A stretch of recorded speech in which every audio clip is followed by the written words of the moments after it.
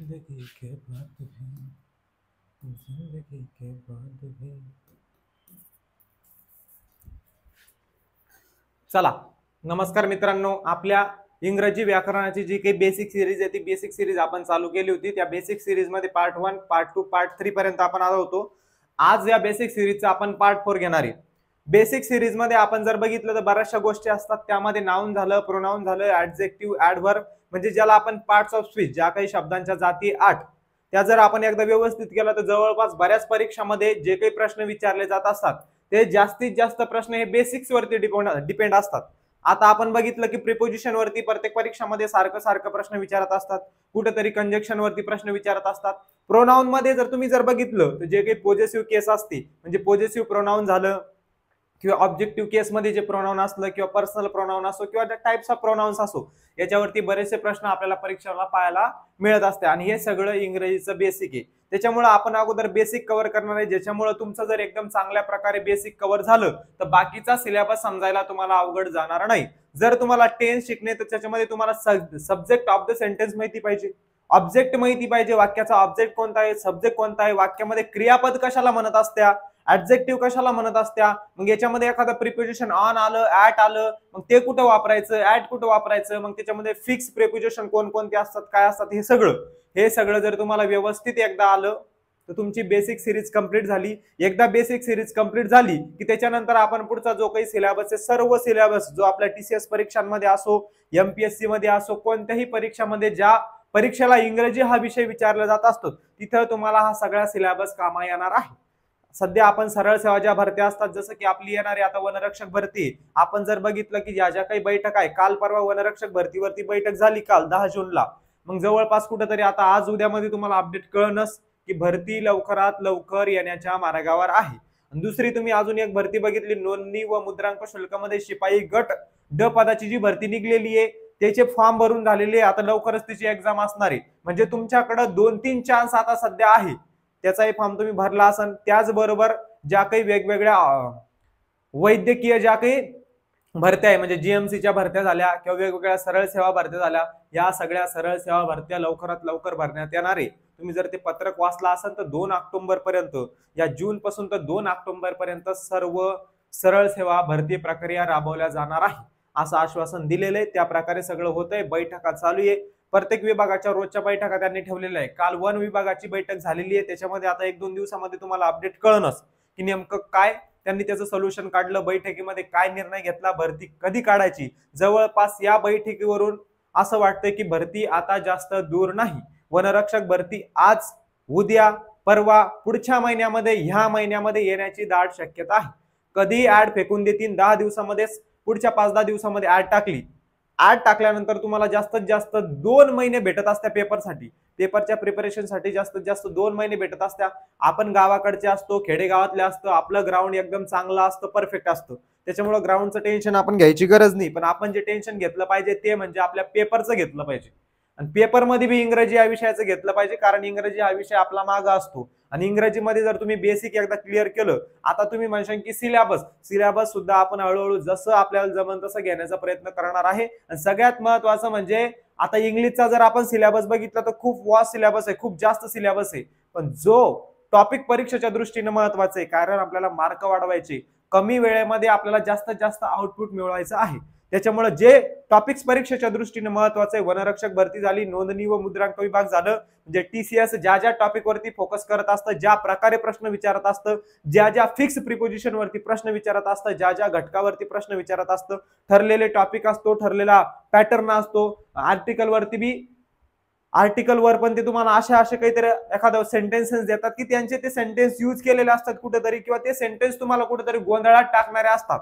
हा सगळा question paper analysis मधून आपल्याला कळत असतं, हे टॉपिक विचारणार, अशा प्रकारे प्रश्न विचारणार, मग कोणते प्रश्न आपल्याला गोंधळात टाकू शकतात वगैरे, हे सगळं अनालिसिस करण्यासाठी तुम्ही क्वेश्चन पेपर अनालिसिस केलं पाहिजे।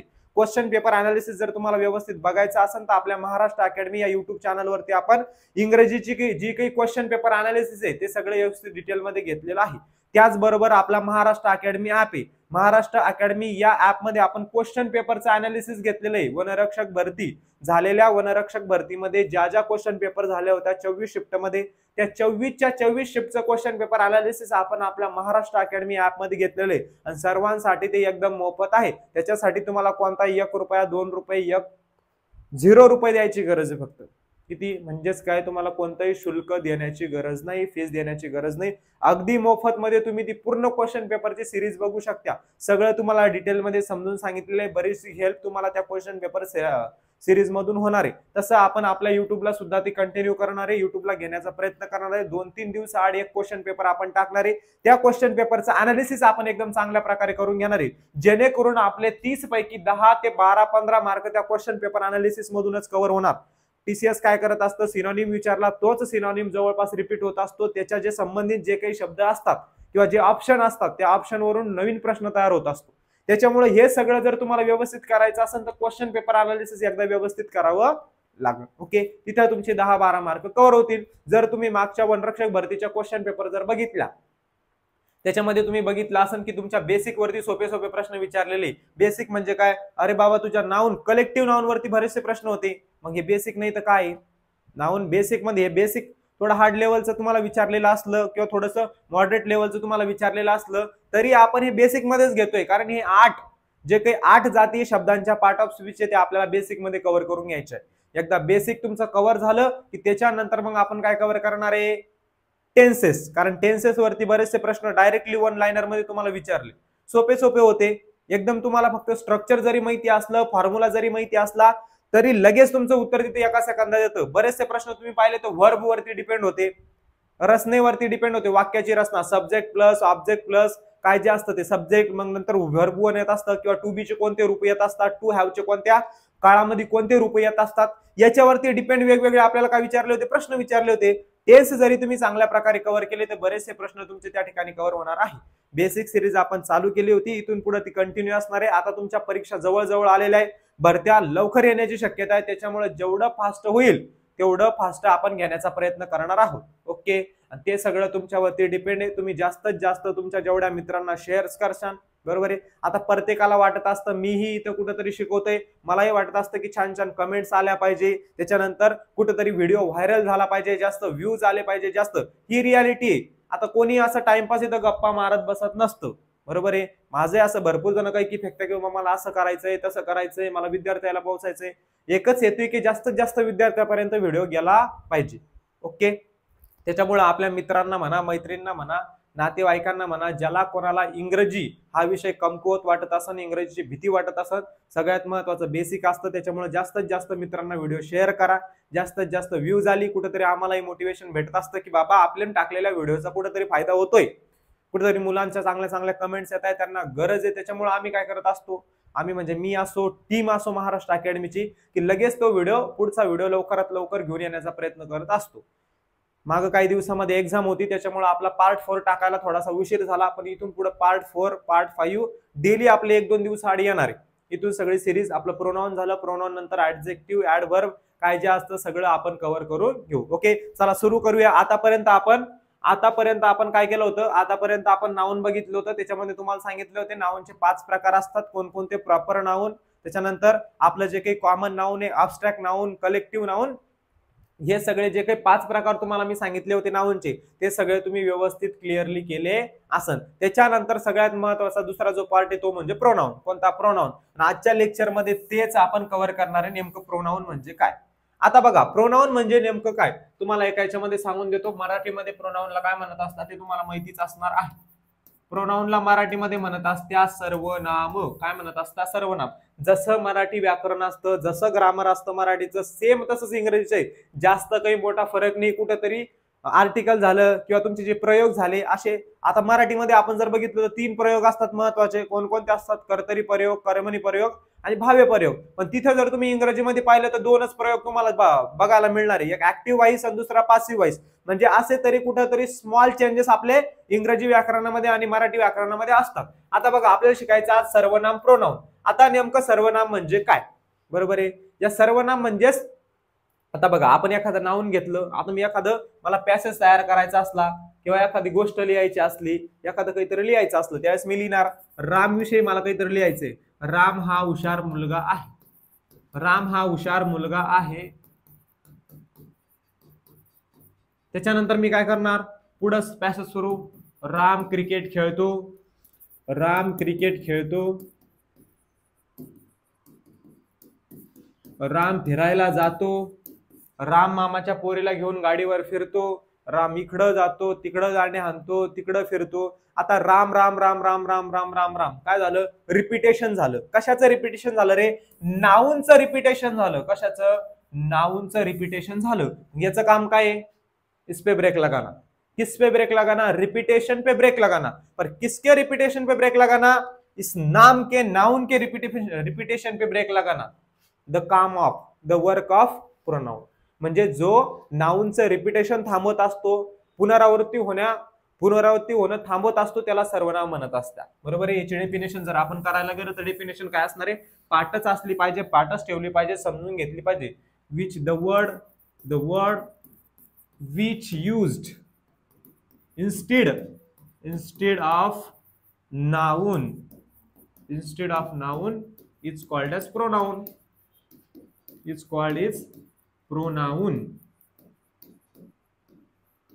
बघा डेफिनेशन काय दिली, the word which used instead of noun is called as pronoun. जो शब्द नाउनच्या जागेवरती वापरला जात असतो, नामाच्या जागी वापरल्या जाणाऱ्या शब्दाला सर्वनाम म्हणत असतात. जसं मराठीमध्ये तसं इंग्रजीमध्ये. फक्त लक्षात ठेवायचं, it is used to stop the repetition of noun. नाउनचं रिपिटेशन होण्यासाठी जो शब्द थांबवत असतो त्याला काय म्हणत असतात, प्रोनाउन म्हणत असतात, सर्वनाम म्हणत असतात. आता या सर्वनामाचे वेगवेगळे प्रकार असतात आणि ते खूप महत्वाचे असतात. त्याच्यामध्ये सगळ्यात महत्वाचा पहिला प्रकार असतो तो म्हणजे पर्सनल प्रोनाउन, ज्याच्यावरती जास्तीत जास्त प्रश्न विचारला जात असतात. आता बघा इथं तुम्हाला मी एक टेबल दिलेला आहे प्रोनाउन वरती. हा टेबल एवढा एवढा एवढा एवढा एवढा जास्त महत्वाचा आहे, खूप महत्वाचा आहे. कारण जवळपास तुम्हाला याच्यावरती बरेचसे प्रश्न विचारले होते. तुम्ही जर वनरक्षक भरती पाहिली तर वनरक्षक भरतीच्या क्वेश्चन पेपरमध्ये तुमच्या पॉझिटिव्ह प्रोनाउनच्या प्रकारावरती भरपूर सारे प्रश्न विचारले होते. याच्यावरती सुद्धा भरपूर सारे प्रश्न विचारले होते. तुमच्या तलाठी भरतीमध्ये सुद्धा भरपूर सारे प्रश्न विचारले गेलेले आहेत. आता बघा इथं काय रे, सब्जेक्टिव्ह केस, इथं ऑब्जेक्टिव्ह केस असतं. म्हणजे तुम्ही त्याला प्रथमा द्वितीय विभक्ती असं म्हणत असता. बरोबर आहे. इकडे पॉझिटिव्ह केस, इथं नाउन पॉझिटिव्ह केस. आता बघा इथं जर आपण बघितलं तर सगळ्यात महत्वाचे हे प्रकार कोणते प्रकार, I, we, you, he, she, it. आता हे सगळे कोणते रे, पर्सनल प्रोनाउन आहे. कोणते पर्सनल प्रोनाउन, एकदा तुम्हाला आपण एक एक काय करू, एक एक टाईप समजून घेऊ. त्याच्यानंतर सगळ्यात शेवटीला तुम्हाला हा टेबल समजून सांगणार आहे, कारण हा टेबल खूप जास्त महत्वाचा आहे. त्याच्या अगोदर आपण सगळे टाईप समजून घेऊ. एकदा तुम्हाला पर्सनल प्रोनाउन आलं पाहिजे, त्याच्यानंतर जे काही डेफिनेट, इनडेफिनेट, कोणकोणते जे काही सगळे प्रोनाउन आहे ते जर तुम्हाला एकदा व्यवस्थित कळाले तर सगळं व्यवस्थित कळणार आहे. पहिला प्रकार कोणता आहे रे, पर्सनल प्रोनाउन. कोणता, पर्सनल प्रोनाउन. आता नेमका पर्सनल प्रोनाउन म्हणजे काय एकदा समजून घेऊ. हे बघा हे सगळे प्रकार, रेसिप्रोकल प्रोनाउन झालं, इंडेफिनेट प्रोनाउन झालं, रिलेटिव्ह प्रोनाउन झालं, एक्सक्लेमेटरी प्रोनाउन झालं, इंटरोगेटिव्ह प्रोनाउन झालं. हे सगळे प्रकार आहे. पण याच्यामध्ये सगळ्यात महत्वाचे जे प्रकार आहे तेच आपण बघणार आहे. कारण परीक्षेच्या दृष्टीने आपल्याला जायचंय. नाही तर पूर्ण सिलेबस जर आपण घेत बसलो रे बाबा, मग 2 वर्ष सुद्धा तो सिलेबस कव्हर होणार नाही. गॅरंटी आहे. जो सिलेबस आपण घेणार आहे जास्तीत जास्त प्रश्न त्याच सिलेबस मधून येण्याची शक्यता असणार आहे. त्याच्यामुळे आपण लवकरात लवकर सगळा सिलेबस कव्हर करण्याचा प्रयत्न करणार आहे. बघा पर्सनल प्रोनाउन झालं, रिफ्लेक्सिव्ह प्रोनाउन झालं, त्याच्यानंतर एम्फॅथेटिक, हे जवळपास दोन्ही सारखेच असतात. त्याच्यानंतर डेमॉन्स्ट्रेटिव्ह प्रोनाउन, डिस्ट्रीब्युटिव्ह प्रोनाउन, हे एक महत्वाचं आहे. जे महत्वाचे असणार ते आपण घेणार आहे. त्याच्यानंतर हा थोडा महत्वाचा, हा जास्त महत्वाचा आहे, रिलेटिव्ह प्रोनाउन. नेक्स्ट एक्सक्लेमेटरी आणि इंटरोगेटिव्ह प्रोनाउन. त्याच्यानंतर शेवटचा सुद्धा थोडा महत्वाचा आहे. जे महत्वाचं आहे, जे प्रोनाउन वरती आपल्याला परीक्षेला प्रश्न विचारू शकतात तेच आपण घेण्याचा प्रयत्न करणार आहे. स्टार्टिंग करू आपण आपल्या पहिल्या टाईप वरून, पर्सनल प्रोनाउन. पहिला टाईप कोणता आहे, आपला पर्सनल प्रोनाउन आहे. आता पर्सनल प्रोनाउन मध्ये 8 प्रकार असतात. कोणते 8, भरपूर वेळा आपल्याला 7 शिकवले असेल, जवळपास तुम्ही शिकले असेल की 7 प्रोनाउन असतात. हा बाबा 7 प्रोनाउन असतो, पण 8वा कोणता असतो तो पण तुम्हाला सांगतो. आता याच्यामध्ये कोणकोणते प्रोनाउन येतात रे, आय, त्याच्यानंतर वी, यू, दे, त्याच्यानंतर ही, शी, इट, आता आपण म्हणू सर तुम्ही तर 7च प्रोनाउन लिहिले, मग एवढे 7च प्रोनाउन असतात का? I, we, you, they, he, she, it. पण 8वा एक असतो तो पण हाच असतो, कोणता? यू. सेम हा जो यू आहे तो पण एक आणि हा जो यू आहे तो पण एक. मग सारखे सारखे प्रोनाउन कसे? पण तुम्ही जर यू साठी आता हे तुम्ही कशासाठी वापरू शकता? तू साठी सुद्धा वापरू शकता आणि तुम्ही साठी सुद्धा वापरू शकता. कळालं? हे यू तुम्ही साठी वापरायचं, हे यू तुम्ही तू साठी वापरायचं, म्हणजे तोच एक आपला काय वाढला? प्रोनाउन वाढला. अदरवाइज हे 7च प्रोनाउन आहे महत्वाचे, I, we, you, they, he, she, it. आता सगळ्यात महत्वाची गोष्ट, हे प्रोनाउन वापरायचे कुठं, कोणाकोणासाठी वापरायचे, काय काय वापरायचे ते समजावून सांगतो तुम्हाला. आता बघा याच्यामध्ये, बघा आता याच्यामध्ये फर्स्ट पर्सन जर आपण व्यक्तीसाठी जर वापरत असो, कशासाठी वापरत असो? व्यक्तीसाठी जर वापरत असो तर कसं कसं वापरायचं, काय काय वापरायचं सगळं मी तुम्हाला व्यवस्थित सांगतो. I, we, you, they, he, she, it. खूप महत्वाचं आहे, व्यवस्थित लक्षात ठेवा, कारण परीक्षेच्या दृष्टीने पहिला जो टाइप आहे पर्सनल प्रोनाउन खूप महत्वाचा आहे. तुमच्या टेन्स मध्ये सुद्धा तुम्हाला हा प्रोनाउन खूप कामा येणार आहे, म्हणून तुम्हाला सांगतोय टेन्स शिकणे, पुढचा आर्टिकलचा टॉपिक शिकणे, active voice, passive voice, direct indirect speech, हे सगळे महत्वाचे टॉपिक जर शिकले तर तुमचं हे बेसिक क्लिअरच पाहिजे बाबा. तुला प्रोनाउन आलं पाहिजे, पर्सनल प्रोनाउन म्हणजे काय, त्याच्यानंतर डिस्ट्रीब्युटिव्ह प्रोनाउन म्हणजे काय, इंट्रोगेटिव्ह प्रोनाउन म्हणजे काय, हे सगळे प्रकार तुला व्यवस्थित आले पाहिजे. त्याच्यानंतर तुझी गाडी पुढे धकणार आहे. बघा आता आय, आय म्हणजे काय रे? आय म्हणजे असतं मी. आता आय कोणासाठी वापरणार आहे? स्वतःसाठी, त्यालाच आपण फर्स्ट पर्सन. जर आपण व्यक्तीसाठी जर वापरायला गेलो, कोणासाठी? पुरुषांसाठी वापरायला गेलो, पुरुषांमध्ये मग आता स्त्री आली म्हणा, सगळे मानव जात आली, मग त्याच्यामध्ये बघा आता आय कोणासाठी वापरणार आहे? माझ्यासाठी. मी आय हे बाकीच्यांसाठी वापरू शकत नाही, ते फर्स्ट पर्सन प्रोनाउन आहे, मग मी ते फक्त काय करणार आहे? स्वतःसाठीच वापरणार आहे. कळालं? ज्यावेळेस मला म्हणायचंय I am going to school, मी शाळेत जात आहे, बरोबर आहे. आय एम डॉन, मी डॉन आहे. आय एम अ टीचर, मी टीचर आहे. आय एम अ स्टुडंट, मी शिक्षक आहे. ज्यावेळेस मला स्वतःबद्दल काहीतरी माहिती द्यायची आहे त्यावेळेस मी आय वापरणार आहे, बरोबर आहे. मग आता नेमकं बाबा आय इकडे जर आपण पाहिलं ह्या टेबलमध्ये, मग आयचं मी झालं. मग ज्यावेळेस मला असं म्हणायचंय की काहीतरी माझ्याकडून केलं गेलं, जर मला वाक्य पलटून टाकायचंय किंवा मला हेच वाक्य पासिव्ह व्हॉइस मध्ये करून दाखवायचंय, जे ऍक्टिव्ह व्हॉइस पासिव्ह व्हॉइस असतं आपलं त्याच्यामध्ये, मग शेवटीला मला मी वापरावं लागणार आहे. मग आय साठीच मला कधी कधी माय वापरावं लागणार आहे, फर्स्ट पर्सन आहे का नाही, बरोबर आहे. कधी कधी मी म्हणजे काय? मला.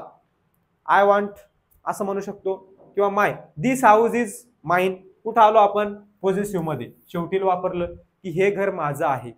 मग पॉझिटिव्ह नाउन म्हणजे काय? मालकी दर्शक किंवा स्वामित्व दर्शक प्रोनाउन असं सुद्धा आपण त्याला म्हणतो, म्हणजे स्वतःच्या मालकीचं असतं. माइन म्हणजे कोणाचं? माझं.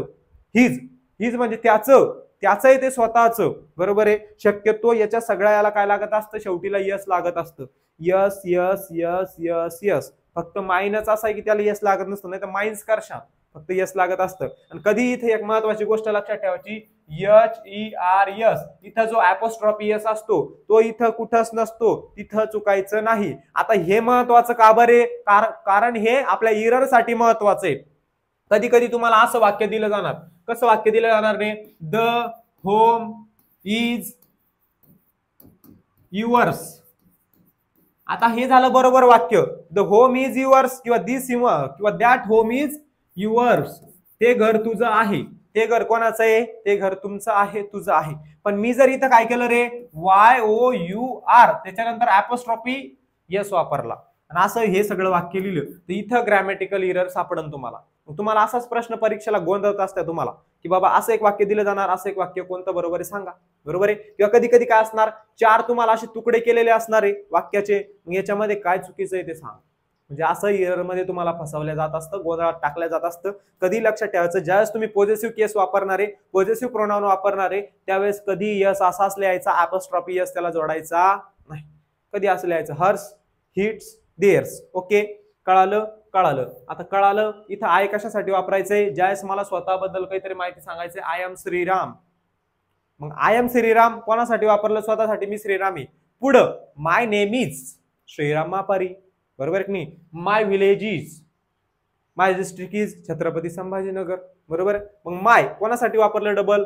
अरे कोणासाठी वापरलं? माय वापरलं स्वतःसाठीच. आय कोणासाठी वापरलं? मी कोणासाठी वापरलं? स्वतःसाठी वापरलं. आय कोणासाठी वापरलं? स्वतःसाठी. म्हणजे फक्त फर्स्ट पर्सन, जो कोणी ओळख करून देतोय, जो कोणीतरी बोलतोय, स्वतःबद्दल माहिती सांगणारा शब्द आय. कळालं? कळालं. चला त्याच्यानंतर बघा पुढे, बघा आता आय कळालं, आय म्हणजे मी. आता आय इकडे लक्ष द्या. आय ज्यावेळेस तुम्ही आय वापरणारे कशामध्ये वापरणारे, तुमच्या जे काही प्रेझेंट टेन्स आहे, प्रेझेंट कंटिन्युअस टेन्स मध्ये आय वापरणारे त्यावेळेस ऍम लागणारे. आयला काय लागणारे, आय एम अ बॉय, मी मुलगा आहे. सिंपल प्रेझेंट टेन्स मध्ये वाक्य झालं I am a boy. I is a boy असं चालणार नाही, इज फक्त एकदाच लागत असतं. ते वाक्य मी तुम्हाला सांगितलेलं लक्षात ठेवायचं कधी, I is a personal pronoun. आता आपण शिकतोय पर्सनल प्रोनाउन म्हणून हे वाक्य आठवलं खूप महत्वाचं आहे. आयला कधीच यस लागत नसतं, फक्त एवढं एक वाक्य सोडून. आयला ह्याच वाक्यामध्ये इज लागत असतं, बाकीच्या कोणत्याच वाक्यामध्ये इज बीज काहीच लागत नाही. इज लागत नाही, ऍम लागत असतं जास्त करून, पण आयला इज फक्त ह्या वाक्यामध्ये लागत असतं. I is a personal pronoun, I am a personal pronoun असं म्हणत असतं का आपण, कारण आय बद्दल माहिती सांगितली की आय ही काहीतरी गोष्ट आहे, ती काय पर्सनल प्रोनाउन आहे. अदरवाईज आय आपण स्वतःसाठी वापरतो, मग आय इज असं नसतो म्हणत आपण, आय एम. बरोबर, आय एम, आय वॉज, जे ज्या टेन्स मध्ये वापरायचं त्याच्यानुसार. कळालं कळालं कळालं. चला बघा आता इथं कळालं, पूर्ण प्रोनाउन समजून घेऊ एकदा. पर्सनल प्रोनाउन आज आपल्याला समजून घ्यायचे. त्याच्यानंतर बघा वी. वी म्हणजे आम्ही. आता वी कोणासाठी वापरणारे रे, वी सुद्धा कोणासाठी वापरणारे, आपल्यासाठीच वापरणारे. मग त्याच्यामध्ये दादा कोण कोण आलं, त्याच्यामध्ये तुम्ही धरून बाकीचे लोक आले. एक लोक नसणारे, दोघं लोक असणारे किंवा दोघांपेक्षा जास्त असणारे. किती सांगितलं मी, एक तर एक जण असन, सॉरी एक जण नसन, दोघं असन किंवा दोघांपेक्षा जास्त असणारे. म्हणजे त्याच्यामध्ये पण तुम्ही आला पाहिजे. जर दोघं म्हणले त्यातला एक तूच पाहिजे दाद्या, त्यातला एक तूच पाहिजे दीदी, कोणी असू शकतं दादा दीदी. बरोबर आहे, एक तू पाहिजे, एक तो मित्र म्हणा, तुझी मैत्रीण म्हणा, तुझी बीएफ म्हणा, जीएफ म्हणा. जीएफ म्हणजे गर्लफ्रेंड. आता गर्लफ्रेंड जे आहे, गर्लफ्रेंडला काय म्हणत असतो आपण, प्रत्येकाची वेगवेगळी भाषा असतात. पण एका सायंटिस्टला असंच एक रील पाहिली, त्या रील मध्ये त्याने सांगितले की I have lots of girlfriends, की मला खूप जास्त काय गर्लफ्रेंड्स आहे. मग गर्लफ्रेंडचा त्यानं नंतर अर्थ सांगितला की तुम्ही जो गर्लफ्रेंडचा छपरी अर्थ समजतो तसा नसतो. गर्ल म्हणजे मुलगी, फ्रेंड म्हणजे मैत्रीण. I have lots of girlfriends, मला खूप साऱ्या मैत्रिणी आहेत, ज्या की मुली आहेत. खूप साऱ्या मुली माझ्या मैत्रिणी आहे असं त्याला म्हणायचं होतं. त्याच्यामुळे असा पॉझिटिव्ह अर्थ घ्यायचा कधी. बॉयफ्रेंडला बीएफला बॉयफ्रेंड न म्हणता बेस्ट फ्रेंड म्हणायचं. ओके ओके, चला असो त्या सगळ्या गोष्टी पुढे जाऊया. त्याच्यामध्ये तुम्ही स्वतः सुद्धा आले पाहिजे, तुम्ही आणि अजून एखादा तुमचा मित्र कोणी जो असेल ते, आणि आणखी तुमची गँग असो कोणी असो, पण त्याच्यामध्ये तुम्ही आले पाहिजे. त्याच्यासाठी काय वापरतो आपण, वी. मग आपण असं म्हणू शकतो we are students, we are students. मग सर आता इथे इज का बरं नाही वापरलं, आरच का बरं वापरलं, हे सगळं तुम्हाला टेन्स मध्ये कळणार आहे. कशामध्ये, टेन्स मध्ये. टेन्स क्लिअर झाल्यानंतर लगेच कळतं की आरच का बरं वापरलं, इज का बरं नाही वापरलं, मग इथं वाज का बरं नाही वापरलं. मग तुमच्या पास्ट टेन्स मध्ये इथं वेअरच का बरं वापरत असत्या, वर का बरं वापरत असत्या. या सगळ्या गोष्टी तुम्हाला मी टेन्स मध्ये क्लिअर करून देणार आहे. चला, यू कोणासाठी, तू, तुम्ही. सेकंड पर्सन प्रोनाउन म्हणजे जे काही समोरचा व्यक्ती आहे त्यालाच तुम्ही तू यू वापरू शकता. मग यू आर टीचर, तू शिक्षक आहेस. मग यू साठी आर का बरं वापरलं सांगितलं, टेन्स मध्ये सगळं कव्हर करून देणार. You are teacher, you are going to home, तू घरी चालला. बरोबर आहे, तू घरी जात आहे. कोणता टेन्स झाला, प्रेझेंट कंटिन्युअस टेन्स झाला. मग यू कोणासाठी वापरायचं, जर तुम्हाला समोरच्या व्यक्तीबद्दल बोलायचंय सेकंड पर्सन. बघा आता बघ इथं दिलेलं आहे तसं. वी आपण बघितलं आता, अस किंवा our. The car is our, ती गाडी आमची आहे. मग त्याच्यामध्ये तूही आला, आमची म्हणजे आमच्या फॅमिलीची. बरोबर आहे, the car is ours, the car is ours, the home is ours. This is our boy, तो आमचा मुलगा आहे. दिस इज अवर बॉय म्हणजेच काय रे, याच्यानंतर आपण एक प्रोनाउन वापरत असतो. मग ते कोणत्याही प्रकारामधला असू शकतो. प्रॉपर नाउन असू शकतो, कॉमन नाउन, अब्स्ट्रॅक्ट नाउन, किंवा आपलं जे काही कलेक्टिव्ह नाउन वगैरे कोणतंही असू शकतं. मटेरियल नाउन असू शकतं. अवर नंतर नाउन या केसमध्ये. याच्यामध्ये नाउन नंतर पॉझिटिव्ह, पॉझिटिव्ह शेवटी येत असतं. इथं अगोदर पॉझिटिव्ह ऍडजेक्टिव्ह येत असतं. हे सगळे पॉझिटिव्ह ऍडजेक्टिव्ह आहे. इकडे यस लागलेले जे काही ते पॉझिटिव्ह केस आहे, कळतंय. फक्त हे शेवटीला येत असतं ज्यावेळेस तुम्हाला स्वतःचं मालकीदर्शक काहीतरी दाखवायचंय. इथं सुद्धा तुम्ही स्वतःच दाखवायचंय, पण ह्या केसमध्ये तुम्हाला पॉझिटिव्ह नंतर नाउन वापरायचा असतो की ते माझं आहे. पण काय आहे ते शेवटीला तुम्ही घेणार. नाउन इथं अगोदर वापरणार. आणि दिस नेकलेस इज हर्स, की तो नेकलेस कोणाचा आहे, तिचा आहे, दाखवलं. कळतंय, समजतंय. ओके, त्याच्यानंतर यू, तू, युअर आपण म्हणतो बघा your. The home is your असं चुकीचं असतं. द होम इज युअर्स, ते घर तुझं आहे. बरोबर आहे. म्हणजे इथं स्पोकन इंग्लिशचा सुद्धा फायदा आपल्याला बराचसा याच्यामधून होत असतो. बघा युअर्स वापरायचं असतं, यस लावायचं असतं. चला पुढे बघा, ही साठी काय वापरणार काय नाही सगळं सांगतो. आता इथं यू कोणाकोणासाठी वापरणार सांगितलं. यू तुम्ही कशा कशासाठी वापरणार आहे, यू तुम्ही वापरणार आहे तुम्ही किंवा तू साठी. जर तुम्हाला एखाद्या व्यक्तीबद्दल बोलायचंय, म्हणजे जो व्यक्ती मोठा आहे, आपल्यापेक्षा मोठा आहे किंवा रिस्पेक्टफुल आहे, तर तुम्ही तू नाही म्हणत, नाही तर तो घालतो आपला पप्पा आहे, पप्पाला आपण तू नाही म्हणत, तू इकडे ये, तू तिकडे जाय, तुम्हाला पाणी दे पप्पा, तुम्ही फीस दे, तुम्हाला सायकल घेऊन दे, तुम्हाला गाडी घेऊन दे, असं नसतो म्हणत. आपण काय म्हणत असतो, तुम्ही म्हणत असतो. तुम्ही आले का, तुम्ही गेले का, मग त्यावेळेस युअर्स वापरायचं का, यूच वापरायचं. यू आर ग्रेट, तुम्ही कसे आहात, महान आहात. एखाद्या व्यक्तीला वापरायचं असलं आपल्यापेक्षा लहान, यू आर ग्रेट चाइल्ड, तू ग्रेट चाइल्ड आहे, असं आपण वापरू शकतो. चला त्याच्यानंतर दे, दे कोणासाठी वापरायचं लगेच सांगतो, दोन व्यक्तींसाठी किंवा जास्त व्यक्तींसाठी. आता बघा तुम्ही म्हणशाल सर की दे आपण दोन व्यक्तींसाठी किंवा दोन पेक्षा जास्त व्यक्तींसाठी वापरतो, ओके बरोबर आहे. मग वी सुद्धा आपण तर दोन व्यक्तींसाठी आणि दोन पेक्षा जास्त व्यक्तींसाठी वापरतो. त्याच्यामधला एक महत्वाचा फरक, दाद्या या यू मध्ये तू येत असतो, सॉरी या वी मध्ये तू येत असतो. कोण येत असतं, वी मध्ये तुम्ही येत असतात, म्हणजे आम्ही, त्याच्यामध्ये तू बी आला आणि सगळे आले. आणि या देचा अर्थ काय होत असतो, ते, देचा अर्थ काय होत असतो, ते. याच्यामध्ये तू आला नाही, तू सोडून दुसरे बाकीचे, ते मग कोण, दोन व्यक्ती राहू शकतात, राम आणि श्याम, बरोबर आहे. राघव आणि राजू, सीता आणि गीता, ते काय झाले, दे झाले, ते दोघे. मग अजून तिसरा येऊ शकतो, त्याच्यामध्ये टपकू शकतो, 10 येऊ शकत्या, 50. त्या सगळ्यासाठी काय वापरणार आहे, दे आर टीचर्स, असं तुम्ही म्हणू शकता. They are TEACHERS, they are teachers. ते सगळे कोण आहे, ते सगळे शिक्षक आहे. दे आर स्टुडंट्स, ते विद्यार्थी आहे. दे आर प्लेयर्स, ते खेळाडू आहे. चला त्याच्यानंतर हे तिन्ही सगळ्यात महत्वाचे समजून घ्या. आता ही कोणासाठी वापरायचं, जर सगळ्यात महत्वाचं हे तुम्ही व्यवस्थित करून घ्यायचंय सगळं व्यवस्थित. त्याच्यानंतर आपण तीन जे प्रोनाउन आहे आपले पर्सनल प्रोनाउन, ते महत्वाचे, ते बघा एकदा.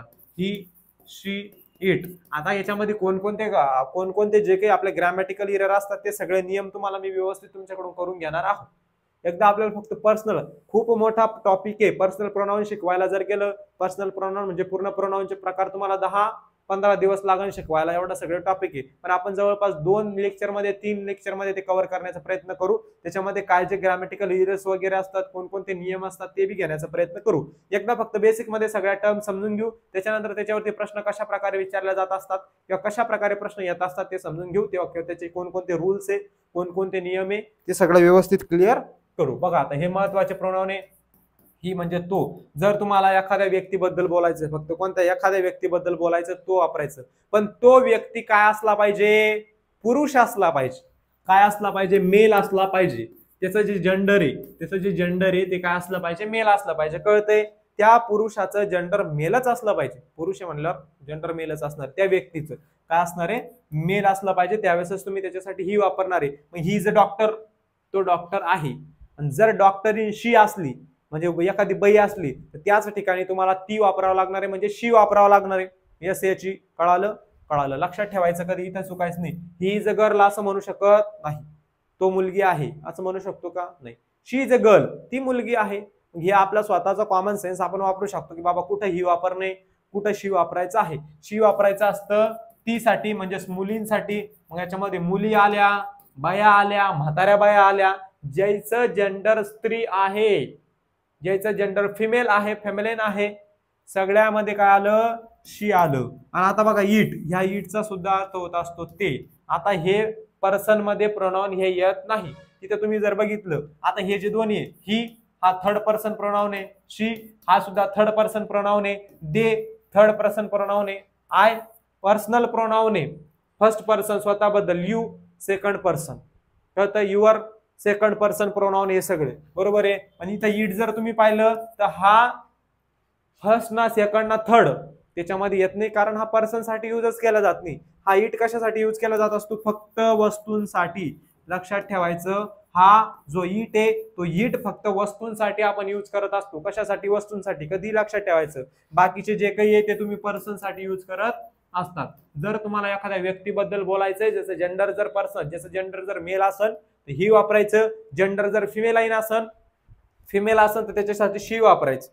आणि जर ते वस्तू असं नाही काय, तुम्हाला म्हणायचं की तो पंखा आहे, काय म्हणू शकता, इट इज पंखा, it is fan, it is a fan, it is a chair, ती खुर्ची आहे. इट इज अ टेबल, तो टेबल आहे. म्हणजे स्पोकन इंग्लिशला सुद्धा हे तुमच्यासाठी खूप महत्वाचं आहे. हे सगळे प्रोनाउन तुम्हाला कळाले असन, कुठं काय वापरायचं ते कळालं असन. हे सगळे प्रोनाउन अजून तुमचे चांगल्या प्रकारे कव्हर होणार आहे. ते कशामध्ये कव्हर होणार आहे? टेन्स मध्ये. कारण टेन्स मध्ये प्रोनाउनची खूप जास्त गरज लागत असते. सुरुवातच टेन्स करत असते, गाडीच प्रोनाउन चालू होत असते. कशाची? टेन्सची. कळालं? कारण सब्जेक्ट तुम्हाला अगोदर वापरावा लागतो, तुम्ही तिथं प्रोनाउन वापरू शकता. आता बघा, शीचं इकडे काय होणार आहे? Her. We are going to her home, की आम्ही कुठे चाललो? तिच्या घरी चाललो. बरोबर आहे. त्याच्यानंतर hers. The necklace is hers, की तो जो नेकलेस आहे, हार आहे, तो कोणाचा आहे? तिचा आहे. म्हणजे तिचा आहे, स्वतःची, तिची मालकी दाखवू राहिलो आपण की तिचं आहे ते स्वतःच. त्यावेळेस काय वापरायचं? असं हे वापरायचं, ही इज हर्स. बरोबर आहे. द कार इज हिज, ती कार कोणाची आहे? त्याची आहे. त्याच्यानंतर theirs. The children is theirs, की ते जे काही छोटे मुलं आहे ते त्यांचे. कोणाचे? विराट आणि अनुष्काचे का? जे कोणाचे असो त्याचे. त्याच्यानंतर इट्स. आता इट्स इकडे होतो, मग इट्स कशासाठी वापरायचं? वस्तूसाठी. कळालं? फक्त तेवढं लक्षात ठेवायचं, इट्स वस्तूसाठी वापरायचं. बाकीचे जे प्रोनाउन आहे ते आपण पर्सन साठी वापरू शकतो. त्याच्यामध्ये फर्स्ट पर्सन कोणते, सेकंड पर्सन कोणते, थर्ड पर्सन प्रोनाउन कोणते, ते सगळं सांगितलं. त्याच्यामध्ये वेगवेगळे नियम असतात. अजून जे महत्वाचे नियम माझ्या पद्धतीने वाटतात, क्वेश्चन पेपरच्या अनालिसिस वरून वाटतात, तेच नियम आपण घेणार आहे. भरपूर सारे नियम आहे, भरपूर सारे इंग्रजी व्याकरण आहे. सगळंच आपण घेऊ शकत नाही, कारण परीक्षा जवळ आलेल्या आहे. ज्यावेळेस आपण एखादी बॅच सुरू करू, ज्यावेळेस आपण युट्यूबला पूर्ण एक बॅच घेऊ, आता तर आपण जे महत्वाचे टॉपिक आहे ते कव्हर करून घेणार आहे, कारण भरती जवळ आलेली. एकदा भरती वगैरे होऊन गेली, बाकीच्या भरत्या येतच असतात, जातच असतात, सगळं चालू असतं. पण आपण डिटेली मग नंतर काय करू, जशी एक बॅच आपली कुठेतरी पूर्ण एक बॅच, त्याच्यामध्ये सगळा सिलेबस कव्हर झाला पाहिजे, सगळा सिलेबस कव्हर करून घेऊ. आणि त्याच्यानंतर जे काही तुमची वनरक्षक भरती म्हणा किंवा तुमची नोंदणी व मुद्रांक विभागाची भरती, जर तुमची वनरक्षक भरती 10 दिवसावर असली, 15 दिवसावर असली, त्यावेळेस आपण एक पूर्ण रिव्हिजन लेक्चर घेऊ पूर्ण दिवसभराचं. त्याच्यामध्ये सगळं तुमचा जो काही महत्वाचे टॉपिक आहे ते कव्हर करून घेऊ. त्याचबरोबर जे काही ग्रामॅटिकल रूल्स आहे, ग्रामॅटिकल नियम आहे, सगळे कव्हर करून घेण्याचा प्रयत्न करू. ओके, समजलं? सगळ्यांना पर्सनल प्रोनाउन आज कळाला असेल, त्याचे काय काय प्रकार असतात बघा. हे प्रोनाउनचे सगळे प्रकार आहे. याच्यामधले 10 प्रकारामधले जे महत्वाचे प्रकार आहे, जे परीक्षेच्या दृष्टीने खूप महत्वाचे आणि आपल्याला जास्तीत जास्त प्रश्न ज्याच्यावर विचारण्याची शक्यता आहे, ते सगळे प्रकार आपण घेणार आहोत. बाकीचं जास्त टाइमपास आपल्याला करायचा नाही. तुमचाही वेळ वाया गेला नाही पाहिजे, माझाही वेळ वाया नाही गेला पाहिजे, कारण तुमचा हा वेळ खूप मौल्यवान आहे. कारण भरती आता खूप जवळ आलेली आहे, तुम्ही मनावर घेतलं पाहिजे. हे सगळे प्रोनाउन आपण आता काय बघू, उद्याच्या लेक्चर मध्ये बघू. आज फक्त एवढं कव्हर करा, पर्सनल प्रोनाउन कव्हर करा. पर्सनल प्रोनाउनचे सगळे प्रकार लिहून काढा, कोणकोणते प्रकार आहे, डेफिनेशन काय असतं, फर्स्ट पर्सन काय असतं, सेकंड पर्सन, मग परीक्षेमध्ये प्रश्न कशा प्रकारे विचारला जात असतो, कोणकोणतं ग्रामॅटिकल एरर विचारलं जात असतं, सगळं आपण व्यवस्थित बघू. ओके, आजच्या लेक्चरमध्ये पर्सनल प्रोनाउन झालं, बाकीचे प्रोनाउन हळूहळू समजून घेऊ. उद्याच्या आणि परवाच्या लेक्चरमध्ये सगळं प्रोनाउन आपल्याला कंप्लीट करून टाकायचंय, कारण याच्यामध्ये सगळ्यात महत्वाचा पर्सनल प्रोनाउनच होता. सगळ्यात महत्वाचं प्रोनाउन मधले 50-60%, 70% म्हणतो मी, तुमचं पर्सनल प्रोनाउन मध्ये कव्हर होणार आहे. बाकीचे जास्त करून हेच प्रोनाउन आपल्याला दिसत असतात, कुठेही यूज केल्या जात असतात. बाकी जे काही इच झालं, एव्हरी झालं, आयदर, नॉर, नेदर, काय जे प्रोनाउन असले, एव्हरीबडी, एव्हरीवन, समबडी, हे सगळे प्रोनाउन सुद्धा तुमचे घेणारे कव्हर करून देणार आहे. ते लहान टॉपिक आहे. उद्याच्या आणि परवाच्या लेक्चरमध्ये म्हणजे पार्ट 5 आणि पार्ट 6 मध्ये तुमचा सगळा प्रोनाउन संपून जाणार. त्याच्यानंतर तुमचं काय जे ऍडव्हर्ब असो, व्हर्ब असो, ऍडजेक्टिव्ह असो, सगळ्यात महत्वाचं प्रिपोजिशन आपल्याला वेळ द्यावा लागणार आहे. भरपूर साऱ्या परीक्षांमध्ये प्रिपोजिशन वरती बरेचसे प्रश्न विचारले जात असतात. ओके, चला, थँक्यू सर्वांना. थांबूया आजच्या लेक्चरमध्ये. त्याच्यानंतर आपली जी काही क्वेश्चन पेपर अनालिसिसची सिरीज आहे ती सुद्धा आपण घेणार आहे. त्याच्यामध्ये आपण झालेल्या वनरक्षक भरतीच्या सगळ्या क्वेश्चन पेपर अनालिसिस करून घेणार आहे. त्याचबरोबर तलाठीच्या झालेल्या, सगळ्यात महत्वाचं सांगतोय, तलाठीच्या झालेल्या सगळ्या क्वेश्चन पेपर अनालिसिस सुद्धा आपण करून घेणार आहे, जेणेकरून तलाठीचेच प्रश्न, तलाठी परीक्षा कोण घेत असतं, तलाठीची परीक्षा सुद्धा TCS कंपनी घेत असते. बरोबर आहे. मग आता तेच प्रश्न जवळपास इकडे येण्याची शक्यता असते, येतच असतं. त्याच्यामधून बरेचसे प्रश्न इकडे होत असते. त्याच्यातले synonym, antonym, one word substitution, vocabulary इकडे रिपीट होत असते. त्याच्यातलेच बरेचसे प्रश्न इकडे रिपीट होत असतात. त्याच्या एक्सप्लेनेशन मधून होत असतात, ऑप्शन मधून होत असतात. तेच आपल्याला कळायला पाहिजे. तेच आपण तलाठी भरतीची सुद्धा क्वेश्चन पेपर अनालिसिस करून घेणार आहे आणि वनरक्षक भरतीची आता जास्तीत जास्त फोकस तुम्हाला क्वेश्चन वरती द्यायचा आहे, कारण परीक्षा जवळ आलेली आहे. जे नोटिफिकेशन येणारच लवकरच. बरोबर आहे. आणि जास्त वेळानं आलं तरी आपल्याला तेवढा वेळ भेटणार आहे, नाही तर भरती आली आणि निघून गेली. आपला टाइमपास होणार, आपला कचरा होणार, आपण घरीच बसणार. त्याच्यामुळे जेवढा वेळ आहे तेवढा वेळ जास्तीत जास्त प्रयत्न देण्याचा जास्तीत जास्त अभ्यास करण्याचा प्रयत्न करा, किंवा तुमच्या काय ज्या अडचणी असतील त्या कमेंट्स मध्ये सांगू शकतात. इथून पुढे आपण लेक्चर कंटिन्यू ठेवण्याचा प्रयत्न करणार आहोत. ओके, चला भेटूया नेक्स्ट लेक्चर मध्ये, नेक्स्ट पार्ट मध्ये बेसिकच्या. Okay, thank you.